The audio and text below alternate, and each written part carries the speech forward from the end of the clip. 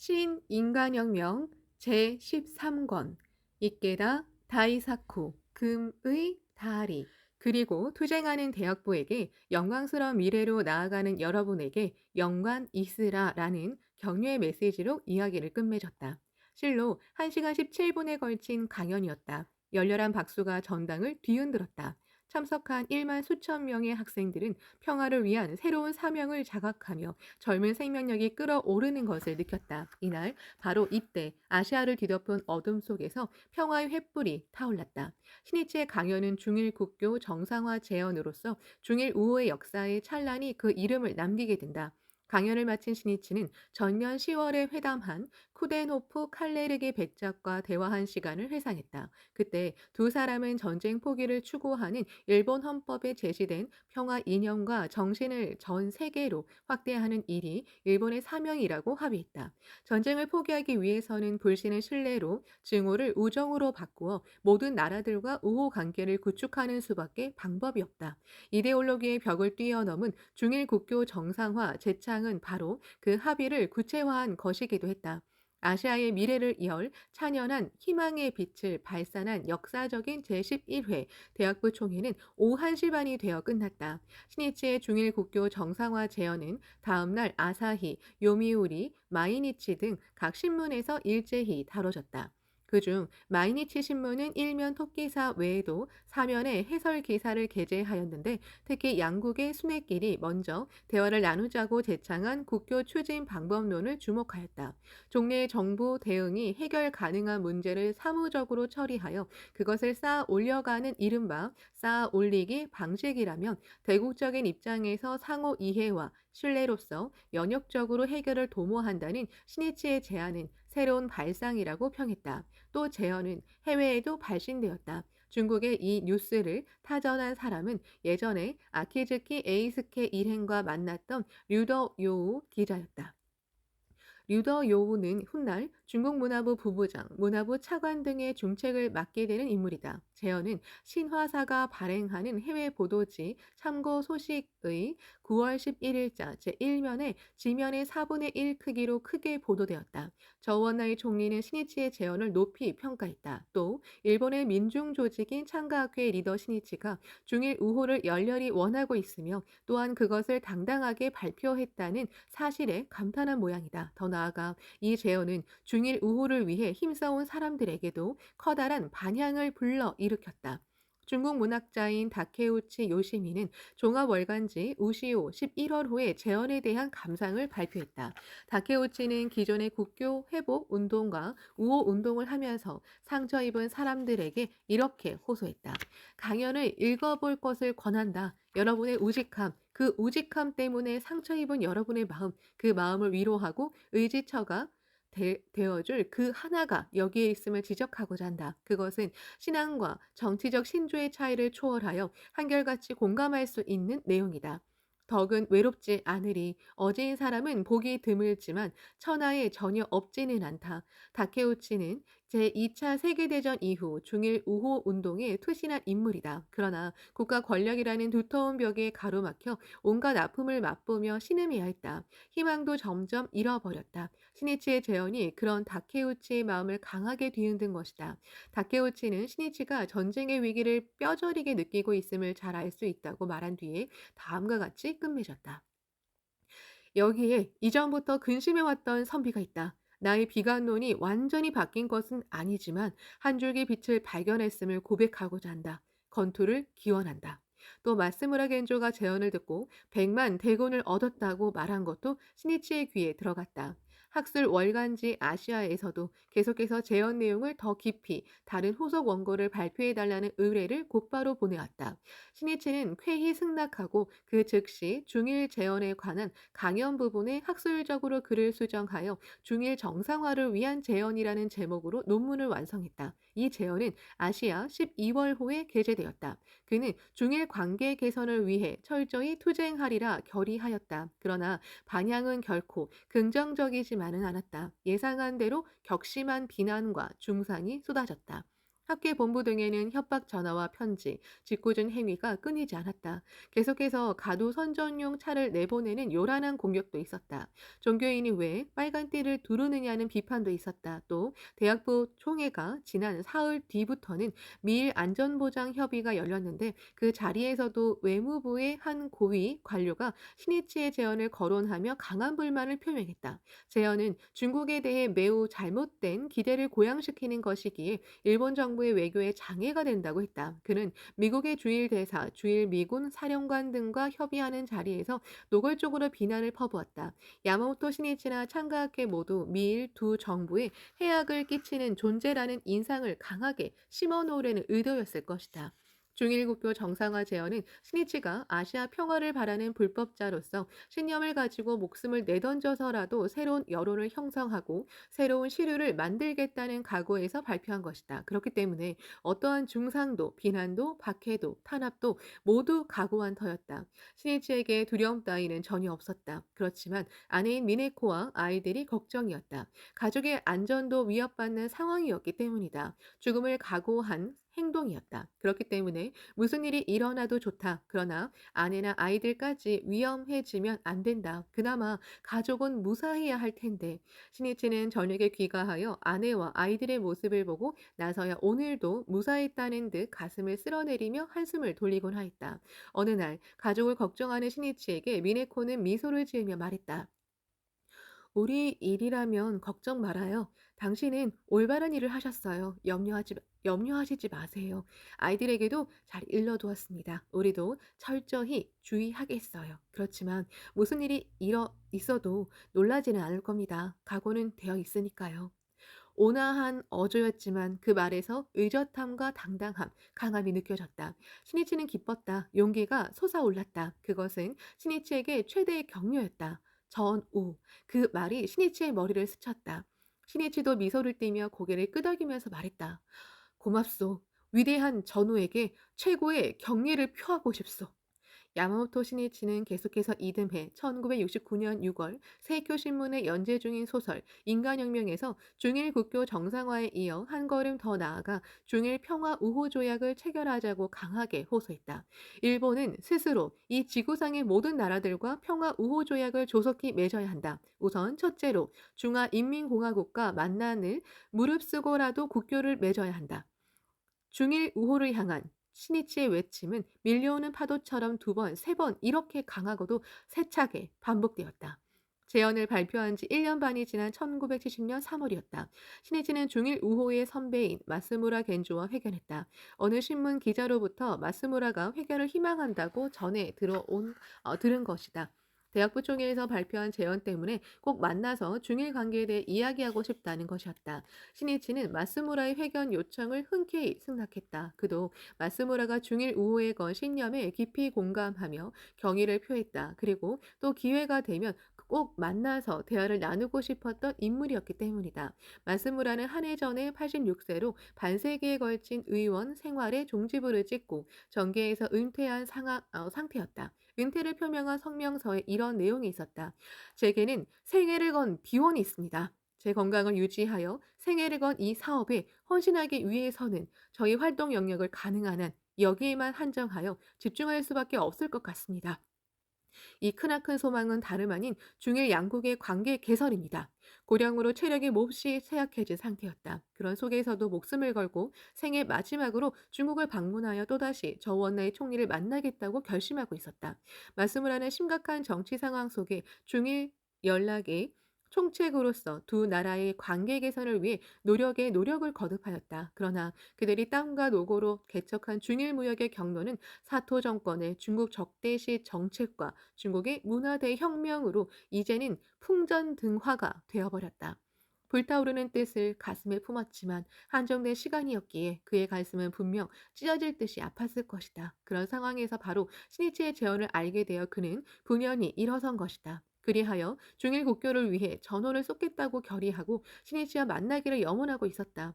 신이치는 이 만남에서 운명적인 그 무엇인가를 느꼈다. 그러나 두 사람의 회견은 좀처럼 실현되지 않았다.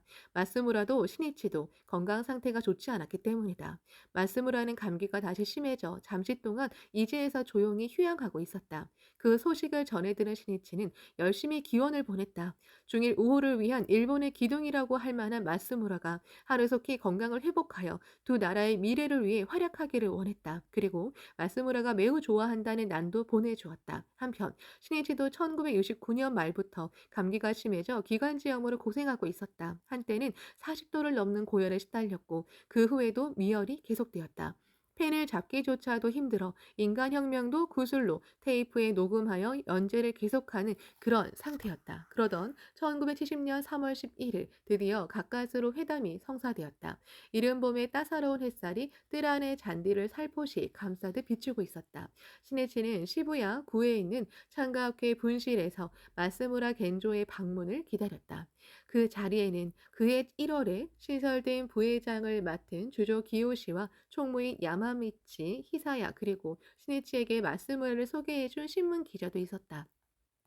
정오가 되기 전에 검은색 차 한 대가 도착했다. 문이 열리고 일본 전통복 차림에 안경을 쓴 노신사가 차에서 천천히 모습을 나타냈다. 마스무라였다. 한때 중국의 대지를 두루 누빈 그 발걸음은 이미 불안한 상태였다. 귀도 조금 불편한 듯 보였다. 그러나 옛 무사의 품격이 전신에 넘쳐흐르고 있었다. 신이치는 곧바로 다가가 마스무라의 팔을 자신의 어깨에 돌려 그의 몸을 부축했다. 젊은 제가 찾아뵈어야 하는데 이렇게 일부러 와 주시어 황송합니다. 정말 감사합니다. 말씀을 하는 자신의 몸을 받쳐주고 있는 신이치의 어깨에 시선을 보내면서 말했다. 아닙니다. 이렇게 신경을 써주시니 감사합니다. 괜찮습니다. 혼자서 걸을 수 있어요. 신이치는 매우 미안해하는 그를 부축하여 응접실로 안내했다. 마스무라가 의자에 걸터 앉자 신이치는 위의를 갖추고 말했다. 선생님의 공적에 대해서는 전부터 존경해 왔습니다. 이번에 또다시 중국으로 건너가 중일 관계를 타개하기 위해 진력하실 것이라고 들었습니다. 아시아 평화, 나아가서는 세계 평화를 위해 아무쪼록 앞으로도 활약해 주시길 간절히 염원합니다. 그렇게 말씀해 주시니 정말 황송합니다. 나는 당신의 제언을 듣고 백만 대군을 얻은 심정입니다. 마스무라는 그때 87세로 시니치보다 45세나 연상이었다. 그렇지만 시니치를 대하는 마스무라의 말씨는 무척 정중했다. 시계는 정오를 가리켰다. 마스무라와 시니치 그리고 마스무라의 아들 또 마스무라가 신뢰하는 자민당 국회의원과 주조 기요시까지 5명이 별실로 이동하여 스시를 먹으며 회담을 시작했다. 마스무라는 중일 문제에 대해 정열을 갖고 말하기 시작했다. 중국은 위대한 나라입니다. 장래에 반드시 크게 발전할 것입니다. 일본의 미래와 평화를 위해 중일 두 나라의 공전 공영은 불가결합니다. 그는 자신의 솔직한 생각을 잇따라 신이치에게 호소했다. 중일 우호라 해도 서로 솔직하게 이야기를 나누는 것이 중요합니다. 그것이 두터운 신뢰로 이어집니다. 마스무라의 말은 간결했다. 그렇지만 그 한마디 한마디에 중일 관계 개선을 염원하는 뜨거운 마음이 넘치고 있었다. 아니, 목숨을 걸고 있다는 것을 실감했다. 두 사람은 의기투합했다. 신념과 신념이 강하게 공명하여 오래전부터 알고 지내던 사이처럼 대화는 활기를 띠었다. 잠시 후 마스무라는 진지하게 좀 더 큰 목소리로 신이치에게 말했다. 당신은 중국에 가야 합니다. 아니, 당신 같은 분이 가 주었으면 합니다. 부디 나와 함께 갑시다. 그 목소리는 아주 절실했다. 국교 정상화는 내가 살아있을 동안에 이루지 못할지도 모릅니다. 그래서 지금 반석 같은 미래를 위해 미리 손을 써야만 합니다. 바로 그런 절박한 심정임을 신이치는 감지했다. 말씀을 하는 중일 우호를 의탁할 후계자를 찾아서 육성하려 했다. 이번 중국 방문 때에도 그 적임자를 데리고 가려고 마음먹고 있었다. 마스무라는 계속해서 이렇게 말했다. 무슨 일이 있어도 꼭 당신을 저우원나이 총리에게 소개하고 싶습니다. 마스무라와 저우원나이는 이른바 중일의 두 기슭에 우뚝 솟은 큰 기둥이었다. 이제까지의 중일 우호의 행보는 이 기둥과 기둥 사이에 밧줄을 거는 작업이었다고도 할 수 있다. 지금 그 한쪽 기둥이 생을 마감하기 전에 후사를 맡기기 위해 불편한 노고를 이끌고 다른 한 기둥인 저우 총리에게 신이치를 소개하고 싶다고 이야기한 것이다. 마스무라의 심정이 고통스러우리만큼 신이치의 가슴에 사무쳤다. 자신에 대한 기대감을 절실히 느꼈다. 그러나 신이치는 냉철하게 깊이 생각해야 했다. 지금 내가 중국을 방문하여 진정으로 유익한 일을 할 수 있겠는가? 또 그 외에 좋은 방법은 없는가? 국교 회복을 추진하는 것은 기본적으로 정치적인 문제다. 비정치가가 표면에 나서면 모든 일들을 효과적으로 추진할 수 없다. 또 지금은 문화대 혁명 때문에 중국 내에서는 종교를 부정하고 있다. 그런 와중에 종교인인 내가 중국을 방문한다면 마스무라 씨에게도 또한 초빙한 중국의 관계자에게도 폐를 끼칠지 모른다. 시니치는 대답했다. 대단히 고마우신 말씀입니다. 황송하게 생각합니다. 그러나 저는 정치가가 아닙니다. 그런 제가 지금 중국에 간다면 어떻게 되겠습니까? 저는 종교인이고 창가학회는 불교 단체입니다. 중국은 사회주의 체제입니다. 그런 나라에 종교인 자격으로는 갈 수 없다고 생각합니다. 마스무라의 표정이 어두워졌다. 신은 말을 이었다. 물론 마스무라 선생님의 마음은 잘 알고 있습니다. 의뢰하신 바도 잘 이해할 수 있습니다. 그러나 국교를 회복하는 일은 정치 차원이 아니고서는 불가능합니다. 따라서 종교에는 제가 가는 것이 아니라 제가 창립한 공명당 측에서 가도록 부탁하려고 합니다만 어떻습니까? 스니치의 말에 마스무라는 고개를 끄덕였다. 마스무라의 얼굴에 안도의 빛을 스쳤다. 정말 고맙습니다. 잘 알겠습니다. 공명당과 야마모토 회장에 대해서도 모두 저우 총리에게 전하겠습니다. 신이치는 깊이 머리를 숙였다. 황송합니다. 지금 당장은 중국을 방문할 수 없지만 시기를 봐서 반드시 중국에 가겠습니다. 약 1시간에 걸친 회담은 끝났다. 말씀을 선생님의 뜻을 계승하지 않으면 안 된다고 신이치는 마음속으로 다짐했다. 헤어질 때 중국 방문이 성공하기를 바라는 마음에서 신이치는 마스무라에게 꽃다발을 선사했다. 이로부터 9일 후 마스무라는 중국으로 떠났다. 하네다 공항에서는 비행기의 트랩까지 휠체어를 타야 할 만큼 몸은 극도로 쇠약해져 있었다. 중일 국교의 흐름을 열어야 한다. 살아서 일본 땅을 밟지 못해도 좋다고 각오한 장절한 출발이었다. 그의 가족들도 만에 하나 중국에 가서 쓰러지는 일이 있어도 너무도 갈망해 온 일인 만큼 보내드릴 수밖에 없었다. 이 중국 방문에서 마스무라는 세 번째가 되는 각서무역을 교섭하는데 후견인 역할을 하였다.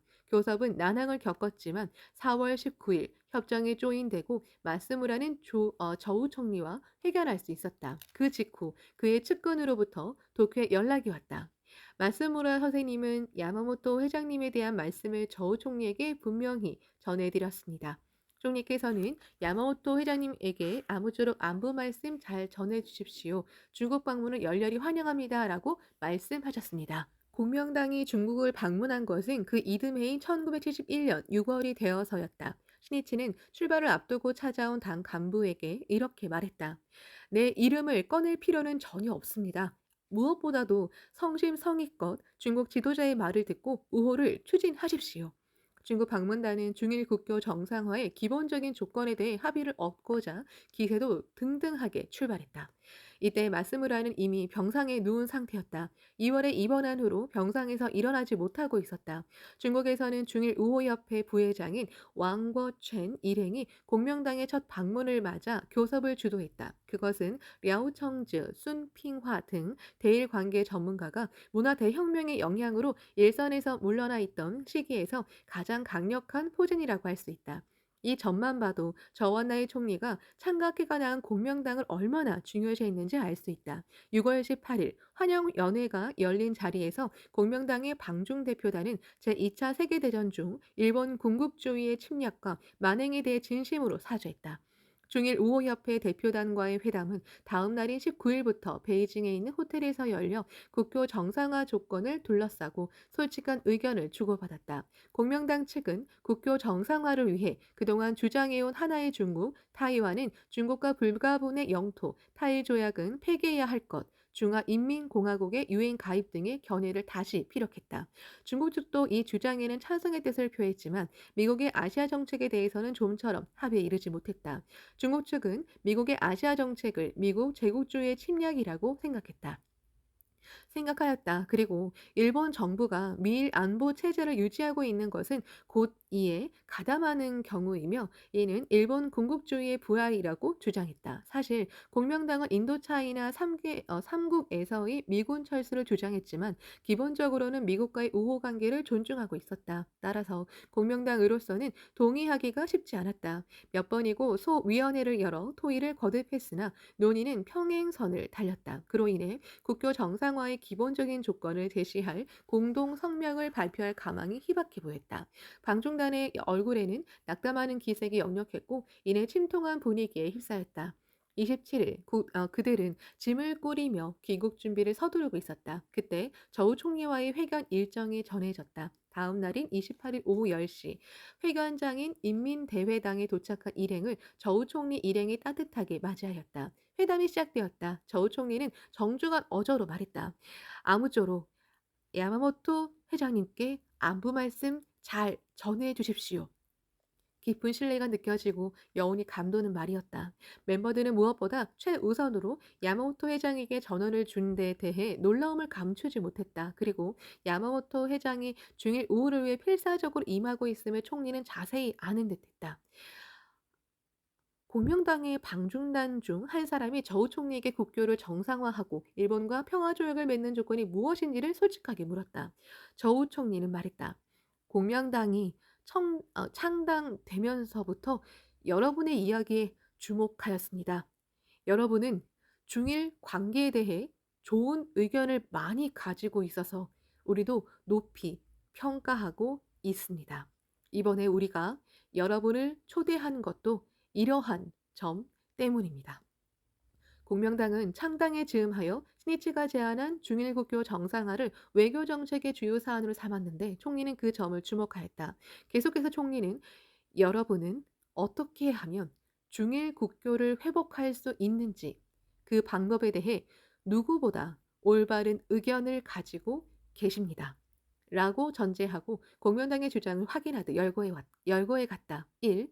하나의 중국을 인정하고 중화인민공화국이 중국 인민을 대표하는 유일한 정통 정부라고 인정한다. 2. 두 개의 중국, 하나의 타이완에 반대하여 타이완은 중화인민공화국의 일개 성임을 인정하고 타이완 기속미정론이라는 그릇된 견해에 반대한다. 3. 타이 조약은 불법이며 폐기해야 한다. 4. 미국의 군사력이 타이완 해협을 점령한 사실을 침략으로 인정하며 모든 외국 군대는 이 지역에서 철수해야 한다고 주장한다. 중화인민공화국이 유엔의 모든 조직에서 안전보장이사회 상임이사국으로서 합법적인 지위를 회복해야 한다고 주장한다. 이 사항들은 신이치의 중일 국교 정상화 제언에 찬동한 공명당의 제언의 기초에 만든 정책이었다. 저우 총리는 멤버들에게 시선을 보내며 미소를 머금었다. 그리고는 단언했다. 공명당이 주장하는 그 5가지가 실현되면 일본 정부와 중화인민공화국 정부의 국교를 회복할 수 있으며 전쟁 상태도 끝낼 수 있습니다. 더 나아가 여러분이 기대하는 중일 우호가 진척되어 중일 두 나라는 평화 5원칙에 따라 평화조약을 맺을 수도 있습니다. 방중단 멤버가 거듭 질문했다. 중일 국교 회복을 위해서는 쌍방이 모든 점에서 의견이 일치해야 한다고 생각하십니까? 모든 점에서 의견이 일치하기란 불가능합니다. 우리는 중국 공산당이고 여러분은 공명당입니다. 세계관과 입장이 서로 다릅니다. 그리고는 이렇게 명언을 했다. 반드시 모든 의견이 일치하는 것만이 국교 회복의 조건은 아닙니다. 저우 총리의 말은 방준단에게 전혀 예상 밖이었다. 지난해 가을 사회당의 중국 방문단과 중국이 발표한 공동 성명에서는 미 제국주의와 일본 군국주의의 부활의 반대와 미일 안보조약 폐기 등을 국교 회복의 조건으로 명시해 놓았다. 또 이번에 중국을 방문한 공명당과 교섭을 하면서도 중국 측은 빈번히 그것을 내세웠다. 일본 정부로서는 중국 측이 반미와 미일 안보 조약 폐기를 조건으로 삼는 한 국교 정상화는 불가능한 이야기가 될 수밖에 없는 입장이었다. 그런데 저우 총리는 그것을 뒤엎고 지극히 유연한 자세로 일본 정부가 공명당의 5가지 주장을 받아들일 경우 중국은 국교 정상화를 단행하겠다고 명확히 밝혔다. 순식간에 방중단의 얼굴에 화색이 돌기 시작했다. 실은 그해 4월에 중국은 미국의 탁구팀을 초청, 두 나라 사이에 새로운 관계가 형성되고 있었다. 세상에 드러나지는 않았지만 역사의 한 획을 긋는 커다란 움직임이 일어나기 시작한 것이다. 다음 날인 6월 29일부터 방중단은 중국 측과 국교 정상화 조건을 제시하는 공동 성명 작성에 들어갔으며 30일에는 내용과 표현상에서 거의 합의에 도달했다. 그렇게 해서 맞이한 7월 2일 드디어 공명당 방중 대표단과 중일 우호협회 대표단의 공동 성명 조인이 거행됐다. 중국과 공명당의 공동 성명이 발표되자 중일 국교 정상화의 기요는 점차 고조되었다. 여기에 제시된 조건이라면 일본 정부로서도 승낙할 것이라는 견해가 여론의 움직임이었다. 국교 정상화의 기본 조건을 명시한 이 공동 성명은 국교 수복 5원칙이라 불리며 그 후에도 정부 간 교섭의 길잡이가 된다. 공동 성명 발표 후 2주일 정도 지난 7월 중순 깜짝 놀랄 만한 뉴스가 전 세계로 퍼졌다. 미국의 닉슨 대통령이 갑자기 이듬해 5월까지 중국을 방문할 계획이라고 발표한 것이다. 그리고 이미 극비리 대통령 보좌관인 키신저가 중국을 방문하여 저우원나이 총리와 회견한 사실이 밝혀졌다. 이에 가장 큰 충격을 받은 것은 미국의 반공 정책에 동조하여 중국에 대해 비우호적인 태도를 일관한 일본 정부였으면 말할 나위도 없다. 미국은 냉전 구도 속에서 중국을 적대시한 그동안의 아시아 정책에 대해 전환을 단행했다. 일본이 대중국 정책을 바꾸는 것은 이제 시간 문제였다. 야마모토 신이치는 역사의 수레바퀴가 드디어 움직이기 시작했다고 생각했다. 그는 대학부 총회에서 먼저 중일 간의 순회가 대화를 나누어 평화를 향한 서로의 기본적인 입장을 확인하고 자세한 문제 해결을 도모해야 한다고 제안했는데 그것을 미중 순회가 먼저 실천하려 한 것이다. 신이치는 일본 정부의 우유부단한 행동에 유감스러움을 금할 수 없었다. 마스무라 겐조는 닉슨의 중국 방문 계획 보도를 병상에서 접했다. 그도 똑같은 마음이었을 것이다. 천둥을 동반한 비가 창문을 세차게 때리는 병동에서 그는 있는 힘을 다하여 말했다. 세계 평화를 위해 좋은 일이다. 앞으로 일본에게도 방법은 있다. 총리가 중국에 가는 것이다. 그러나 마스무라는 8월 21일 중일 국교의 다리를 보지 못하고 88세의 생일을 마쳤다. 신이치는 눈물을 삼키며 그 소식을 접했다. 그리고 고인의 유덕을 찬탄하고 세계 평화에 대한 다짐을 실은 장문의 조전을 보냈다. 이윽고 일본 정부도 중국에 대한 외교 정책을 전환하게 된다. 그러나 그것은 자신의 신념에 따른 것이 아니라 상황의 변화에 따른 추종일 뿐이었다. 시대는 중일 국교 정상화를 향해 급속한 기세로 나아갔다. 또 유엔에서도 거의 대부분의 나라가 중국의 대표권을 인정하게 되었다. 이해 1971년 10월에 유엔 총회에서는 중화인민공화국 정부가 중국을 대표하는 유일한 정부임을 인정하고 타이완의 국민당 정부를 대신하여 유엔에 초청해야 한다는 알바니아 안이 76대 35라는 큰 차로 가결되었다. 그리고 이듬해 1972년 2월에는 닉슨 대통령이 중국을 방문했다. 미국과 중국은 일본을 앞질러 국교 수립을 위한 발을 내디뎠다. 7월 다나카 가쿠에이 내각이 발족했다. 외상은 오히라 마사요시, 공명당은 그해 5월과 7월 중국의 대표단을 파견했다. 다나카 내각 발족 직후인 7월에 중국 방문에서는 국교 회복을 위해 정부의 파이프 역할을 했다. 공명당의 중국 방문단은 저우 총리와 국교 회복에 관한 구체적인 문제점에 대해 하나하나 의견을 좁혀갔다. 중일 간의 국교 정상화 실현에 즈음하여 일본 정부는 몇 가지 점을 우려하였다. 최대의 난문은 일본이 중국에 끼친 전쟁 피해에 대한 배상 문제였다.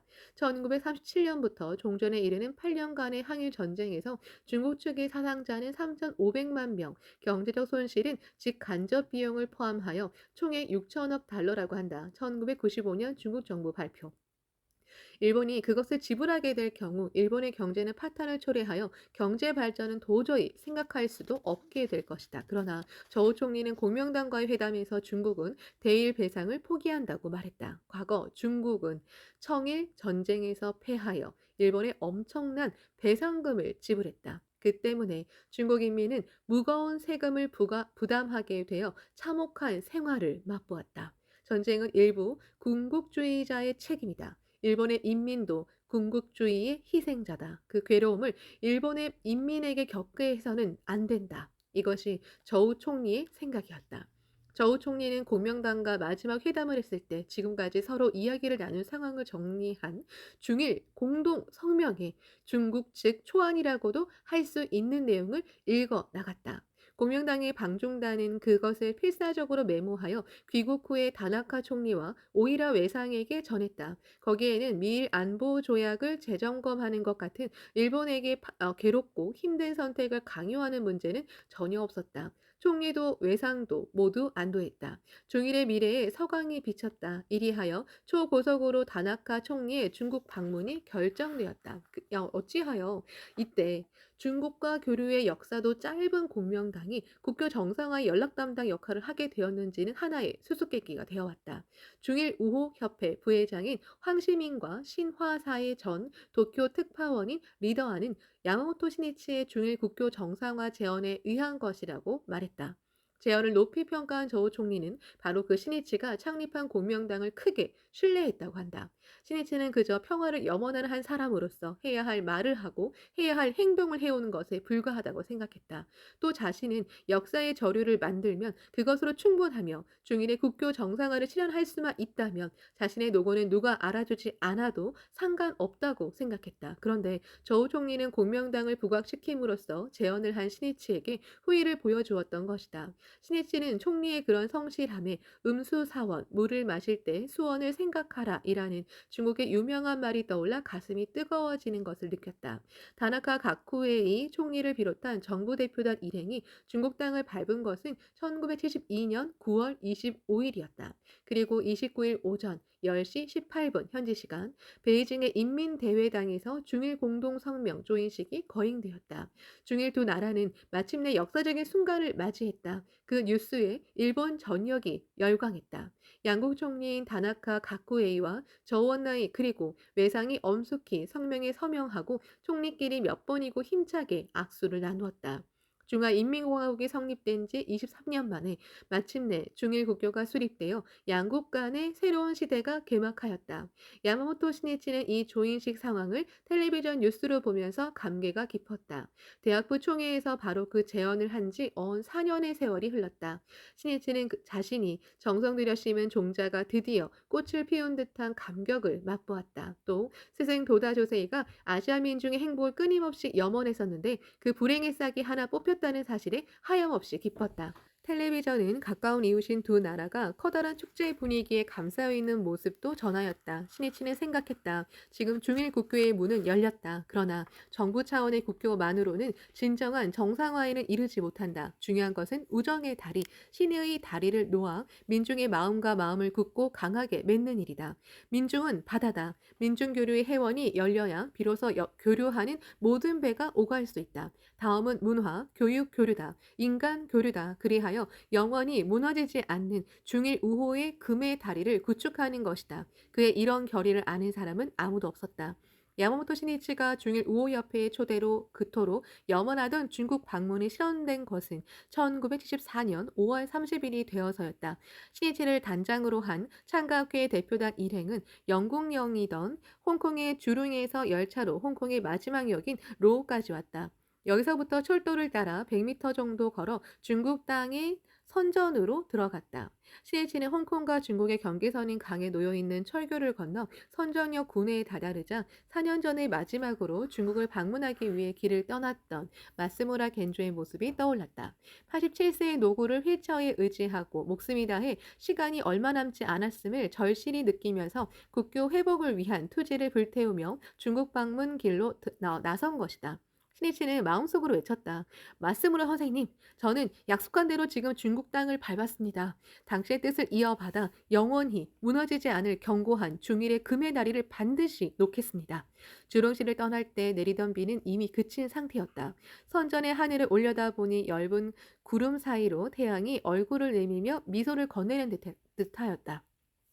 신이치는 제1차가 되는 이번 중국 방문에서 베이징, 시안, 상하이, 항저우, 광저우 등을 방문했다. 그리하여 교육과 문화 교류의 새로운 길을 열기 위해 베이징 대학교를 비롯하여 유치원, 초등학교, 중학교 등을 방문하는 한편 중국 불교협회 책임자 등과 대화했다. 또 리셴넨 부총리, 중일 우호협회의 라오청즈 회장 일행과 회담하고 중일 평화 우호 조약, 사회주의와 자유의 문제, 더 나아가 자원, 유엔, 핵무기 문제 등에 대해 이야기를 나누었다. 공장도 시찰했다. 민중 속으로 들어가고자 가정도 방문했다. 타가소에도 들렀다. 청년들과도 대화를 나누었다. 심야에 이동하는 차 안에서는 중일 우호협회의 순핑화 비서장 등과 초능을 아껴 대화를 거듭했다. 신이치가 중국에서 보낸 17일간은 중일 우호의 옥야를 개척하기 위해 전력을 다한 끊임없는 개간 작업이었다. 저우 총리는 야마모토 신이치와 회견하기를 강하게 희망하였다. 그러나 신이치가 중국에 머문 동안 총리는 암 수술을 받기 위해 입원한 상태였다. 총리와 신이치의 역사적인 회견은 제2차 중국 방문 때 실현되었는데 지난 1차 방문 이후로 반년이 지난 1974년 12월 5일의 일이었다. 총리는 병상에 누워 있었고 병은 무거웠다. 그 소식을 전해들은 신이치는 중일 우호협회의 랴오청즈 회장이 담례연이 열린 자리에서 저우 총리가 기다리고 계십니다. 라고 했을 때 회견을 사절했다. 총리에게 부담을 주면 안 된다는 생각에서였다. 그러나 이제는 어쩔 수 없는 상황인 듯했다. 신이치는 랴오 회장의 권유에 따라 잠시 인사만 드리고 나오겠습니다. 라고 말하고서 회견장으로 향했다. 저우 총리가 중국을 방문한 신이치를 만나겠다고 말했을 때 병원 의사단은 모두가 반대했다. 그래도 회견하시겠다면 어쩔 수 없지만 생명은 보증할 수 없습니다. 아니, 나는 무슨 일이 있어도 만나야 한다. 곤혹스러워진 의료진은 총리의 아내 덩잉차오에게 총리를 설득해달라고 부탁했다. 부인은 대답했다. 언나인 동지가 그렇게까지 말한다면 회견을 허락해 주세요. 신이치를 태운 차가 도착한 곳은 저우 총리가 입원한 305 병원이었다.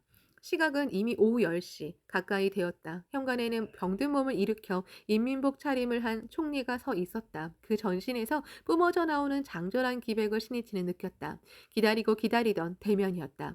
회견에는 신이치의 아내 미네코도 자리를 함께했다. 저우 총리 76세, 신이치 46세. 두 사람은 굳게 악수를 나누었다. 그 순간 신이치는 서로의 혼과 혼이 뜨겁게 맥동하며 통하는 것을 느꼈다. 조금도 깜빡이지 않고 신이치를 바라보는 총리의 눈은 예리하기도 하고 또 한없이 상냥하기도 했다. 20세기의 마지막 남은 25년간은 세계의 가장 중요한 시기입니다. 중일 평화 우호 조약의 조기 체결을 희망합니다. 총리의 한마디 한마디가 유언과도 같이 신이치의 생명을 꿰뚫었다. 그는 총리의 말에서 중일 우호의 영원한 길을 이라고 외치는 혼의 울림을 들었다. 평화의 바통을 건네받았다고 생각했다. 벚꽃이 필 무렵 다시 한번 일본을 방문해 주십시오라는 신이치의 제의에 총리는 쓸쓸한 미소로 살며시 고개를 가로저었다. 저도 바라는 바이지만 아무래도 실현하는 건 무리일 것 같습니다. 가슴이 아팠다. 이것이 대대로 그리고 면면이 이어질 중일 민중 교류의 새로운 역사를 여는 생애 단 한 번뿐인 만남이 된 것이다. 신일치는 마음속으로 깊이 다짐했다. 나는 기필코 내 생애를 걸고 경고하고도 영원한 중일 우호의 금의 다리를 놓겠다. 12월을 맞이한 베이징의 깊은 밤은 추위가 뼛속까지 스며들 정도로 추웠다. 그러나 그의 가슴에는 새빨간 투혼이 소리를 내며 활활 타오르고 있었다.